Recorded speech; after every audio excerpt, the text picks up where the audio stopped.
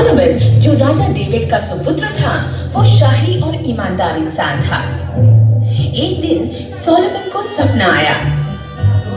Solomon, अपनी एक ख्वाहिश बताओ, कुछ भी, और मैं उसे पूरा करूंगा। सोलोमन ने बड़े प्यार से ईश्वर से कहा,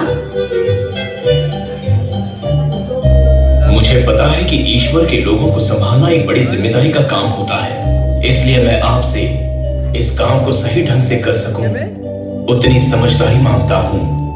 मैं तुम्हारी ख्वाहिश से खुश हूं। शुक्रिया ए ईश्वर। तुम चाहते तो सेहत, राजपाट, सैनिक, लंबी आयु या शोहरत मांग सकते थे, पर तुमने समझदारी मांगी ताकि तुम्हें जो काम सौंपा है उसे पूरा कर सको। इसलिए मैं तुम्हें ऐसी समझदारी दूंगा जो किसी ने ना पहले देखी होगी और ना कभी देख पाएगा। उसी के साथ सेहत, इज्जत और सुरक्षा भी देता हूँ जो तुमने मांगी नहीं है।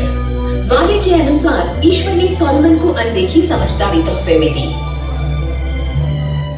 एक दिन सोलोमन को एक ऐसे केस का निर्णय लेना था जो बहुत ही अजीबोगरीब था। दो औरतें सोलोमन के पास आईं, एप्लीकेंट और डिफेंडेंट, और दोनों के पास एक बच्चा था। एक बच्चा मर चुका था और दूसरा जीवित था। ओ महाराज, मैं उस जिंदा बच्चे की माँ हूँ जो इसके हाथों में है। दोनों औरतों ने जिंदा बच्चे की मां होने का दावा किया। जनता जो दरबार में मौजूद थी, वो जानना चाहती थी कि राजा इस समस्या का समाधान कैसे करेंगे। ये बात तो मैं जानता हूँ कि एक औरत झूठ बोल रही है, पर वो कौन है? मुझे इस मामले पर बड़ी समझदारी से निर्णय लेना होगा। राजा ने कुछ देर तक सोचा। कोई है यहाँ? मुझे एक तलवार दो। दरबार में सब सोच में पड़ गए। एक सैनिक तलवार लेकर आया।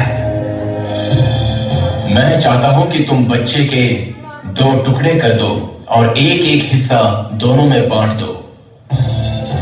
जनता राजा के इस कठोर फैसले से चकित रह गई। जिस औरत ने दावा किया था, वो अपने बच्चे को कटता नहीं देख सकती थी। ओ मेरे दयालु महाराज, कृपा करके आदेश वापस लीजिए। मैं भी अपना आरोप वापस लेती हूँ। आप फैसला किसके हित में कर सकते हैं, पर मेरे बच्चे के प्राण मत लीजिए। मैं अपने सामने अपने बच्चे को मरते हुए नहीं देख सकती। मुझे तो राजा का फैसला बहुत पसंद आया। इसे 2 हिस्सों में काट दो। मैं अपना फैसला वापस लेता हूँ और हुक्म देता हूँ कि बच्चे को पहली औरत को सौंप दिया जाए, क्योंकि वही इसकी माँ है। शुक्रिया महान महाराजा। सोलोमन की समझदारी हर किसी के जो दरबार में मौजूद था समझ में आ गई और उसकी वाहवाही पूरे राज्य में फैलने लगी। ईश्वर ने अपना वादा निभाया। राजा सोलोमन लेजेंड बन गए। उनकी समझदारी की प्रशंसा हर तरफ फैलने लगी। सोचने वाली बात है कि एक इंसान इतना समझदार कैसे हो सकता है। मैं उनके ज्ञान और समझदारी की परीक्षा स्वयं लूंगी। तो रानी शीबा ने अपने आने की सूचना राजा सोलोमन को दी। शीबा की रानी हमसे मिलने हमारे राज्य में आ रही है।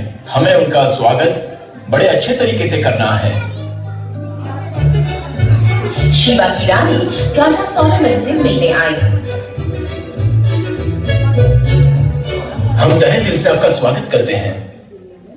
ओ महान महाराजा, मैं यहाँ आपके बुद्धि और समझदारी की परीक्षा लेने आई हूँ। मैं आपकी परीक्षा के लिए तैयार हूँ। बोलिए क्या करना है? मेरे पास दोनों हाथों में फूलों का गुलदस्ता है। एक गुलदस्ता बगीचों के ताजे फूलों का है और दूसरा नकली फूलों का है, जिसे एक्सपर्ट्स ने हूबहू असली बनाया है। मैं समझ गया, अब आगे बताइए। अब आपको ये बताना है कि कौन से असली फूल हैं, जो मेरे दाहिने हाथ में है वो, या जो मेरे बाएं हाथ में है वो। राजा सोलोमन ने कुछ देर तक सोचा। ये सवाल तो पेचीदा है। कौन सा वाला असली होगा? मैं तो उलझन में पड़ गया हूँ। अब कैसे पता लगाऊं? उसने अपनी आंखें बंद की तो उसे एक किस्सा याद आया। मैंने मक्खियों को फूलों के पास भिनभिनाते हुए देखा है। मक्खियां ताजे फूलों के अंदर के शहद की तरफ आकर्षित होती हैं। ये तरकीब तो जरूर काम करेगी। कौन है वहां पर? महल की खिड़कियां तुरंत खोल दी जाएं। एक नौकर ने खिड़कियां खोली। थोड़ा समय बीता। सबने देखा कि दो मक्खियां खिड़की के अंदर आ रही थीं।